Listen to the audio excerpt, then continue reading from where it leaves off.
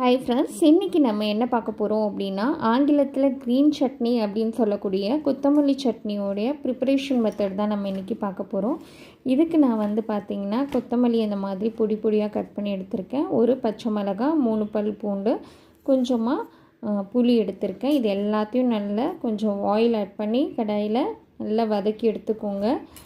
இது கொஞ்சம் நேரம் ஆறட்டும். ஆறுனது நம்ம மிக்ஸி ஜாரில் அரைச்சி எடுத்துக்கலாம். அதுக்கு முன்னாடி இதில் என்னென்ன பெனிஃபிட்ஸ் இருக்குது அப்படிங்கிறத பார்த்துடலாம். இதில் கண் பார்வையை ஊக்குவிக்கிறதுக்கும், நோய் எதிர்ப்பு சக்தியை அதிகரிக்கிறதுக்கும், கெட்ட கொழுப்பை குறைக்கிறதுக்கும், குடல் ஆரோக்கியத்தை மேம்படுத்துறதுக்கும், தோலுடைய ஆரோக்கியத்தை மேம்படுத்துறதுக்கும், இதய ஆரோக்கியத்தை அதிகரிக்கிறதுக்கும் இது பயன்படுது. இப்போ இதெல்லாம் ஆறுனதுக்கப்புறம் இதை பேஸ்ட் பண்ணிக்கலாம். இது பேஸ்ட் பண்ணி எடுத்ததுக்கப்புறமா தாளிக்கிறதுக்கு கொஞ்சமாக ஆயில் ஆட் பண்ணிவிட்டு கடாயில் அதை ஹீட் ஆனதுக்கப்புறம் கடுகு, உளுந்தம்பருப்பு, கருவேப்பிலெல்லாம் போட்டு தாளித்து இதில் ஊற்றிட்டிங்க